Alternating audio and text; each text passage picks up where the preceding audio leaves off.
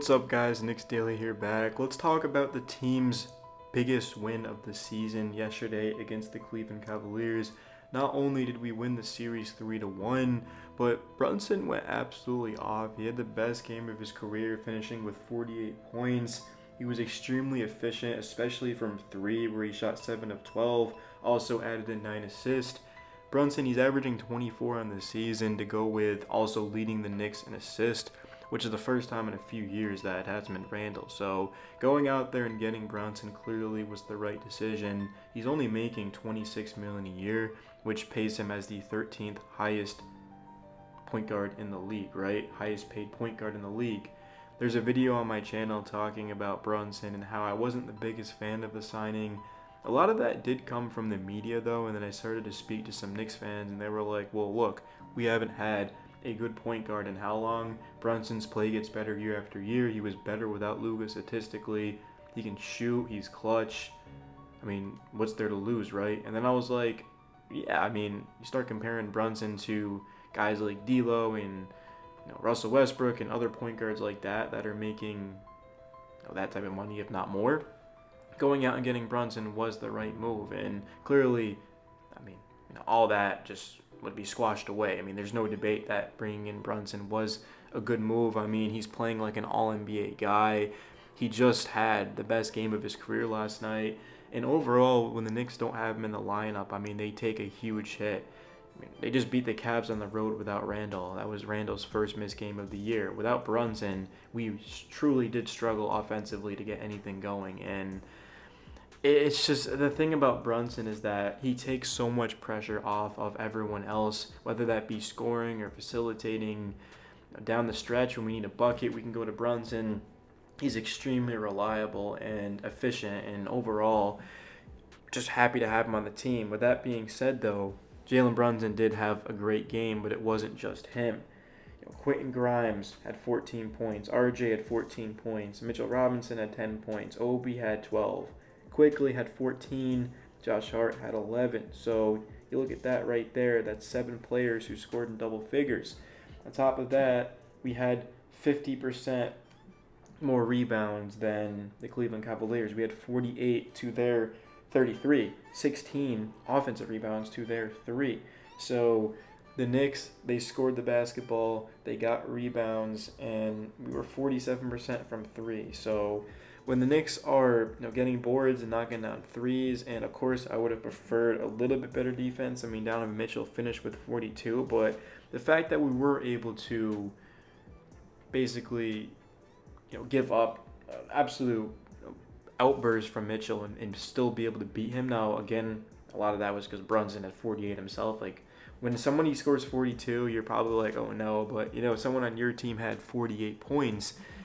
That's still 6 more points at the end of the day. So moving forward for the Knicks, I think our ceiling is going to be the Eastern Conference Finals. I think at best the Knicks can go to the finals, and whoever that be is doesn't really matter to me. If they go to the Eastern Conference Finals, man, I literally would be so freaking happy. But the Knicks, sure, there was always the chance that the first round they lose, but hey, they made the playoffs. A lot of people said we wouldn't.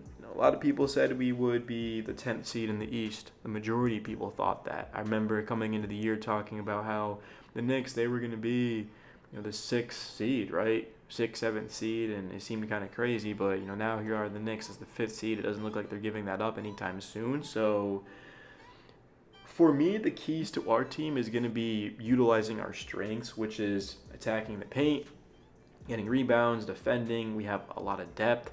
I mean, you look at teams, they're going to have to bring in certain guys, and that's going to be an issue, right? Because you can attack them. But the thing for the Knicks is if you go down their bench, I mean, is there anyone you're necessarily concerned with? Like, I'm looking at, IQ, Hart, Hartenstein. There's 3 bench players right there that I feel good about. When Randall comes back, that's Obi. That's 4 bench players I feel good about. Now, Miles McBride, Jericho Sims, Evan Fournier, once you start getting to that territory, obviously not exactly ideal, but again, not the worst. I mean, Fournier hit a bunch of threes for us last season. Jericho Sims has started for us this year, and we still went 500 without Mitch, right? And then McBride, he's had some good games this season. He's a terrific defender, and once he gets the offense figured out, could be a very good player in this league. So for the Knicks, I mean, of course, we're taking this one step at a time. Just because we beat the Cavs 3-1 in the season series doesn't mean that you go over to the Cavs forum and start talking trash, start mocking them. I know some Knicks fans did do that, and trust me, there was a point in time where I would have done the same thing. But obviously, I've realized that hey, the Knicks, they've had good teams.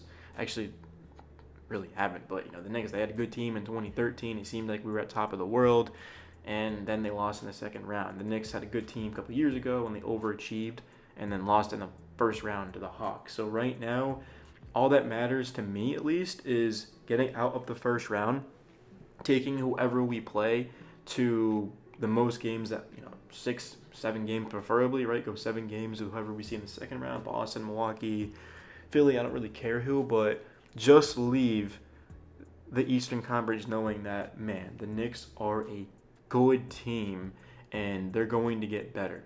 Just put some fear into them, right? Don't be a team that other teams want to see. And I think the Knicks have done that, right? I don't think there's a team that wants to see the Knicks. Like, for example, if you were to say to these top teams, do you want to see New York? Do you want to see Brooklyn? I don't know who the other teams are. Honestly, I'm going to be real with you. I don't watch basketball besides the Knicks.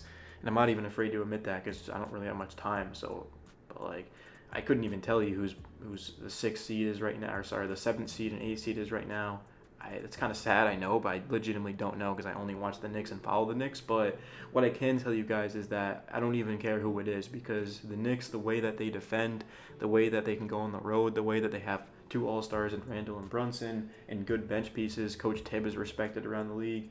I mean, the Knicks look good right now. If you saw my last video 9 days ago, it talked about how the Knicks could fall to the play-in tournament. That's the issue, is the Knicks have had some just weak stretches this season, lackadaisical, with no effort.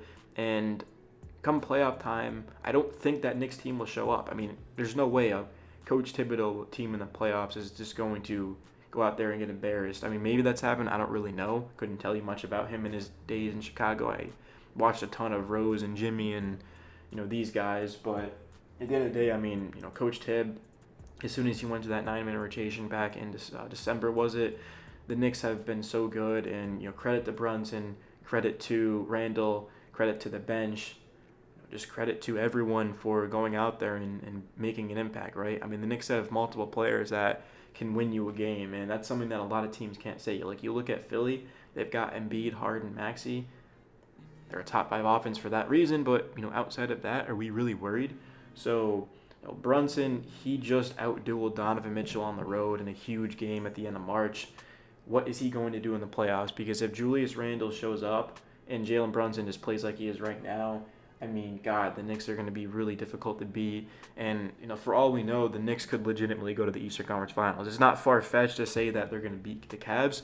It's not far-fetched to say that they're going to beat Philly, right? They're going to beat Boston. I mean, you look at the last time we played Boston, we beat them 3-1 in the series. But, Philly, we had a 12-14, I don't really remember the exact number, but we had a lead on them in the third quarter, and we blew that. So the thing for the Knicks is just going to be defense. It's as simple as that. If the Knicks play the defense that we know that they can, that we've seen them do, which is why we know they can do it, they knock down threes, they don't turn it over, they're as good as anyone in the East. Are they as good as Milwaukee? I don't think so. I mean, they have the best player in the world. They have Drew Holiday, an all-star. They have Chris Middleton, an all-star. They have a great coach who came up in the Spurs organization under Popovich. And they've got good role players. I don't necessarily think we can do that, but in terms of everyone else, there's no fear in me whatsoever. And again, don't get me wrong. I know Knicks fans are going to be like, there's no fear of me facing the Bucks. Like, yeah, there's no fear. Do I want to play them? No, but the Knicks aren't going to be afraid to play Milwaukee. It's just the fact that I don't want to see that team. It's pretty as simple as that. I mean, Philly, we know that, which Harden is going to show up, Embiid's durability. I don't know, Philly does the same thing year after year. I mean, Milwaukee's won a championship. That's kind of basically what I'm getting at is, they've won a championship. The Celtics lost to the Warriors. And I'm just rambling at this point, but thank you guys for watching. Until next time.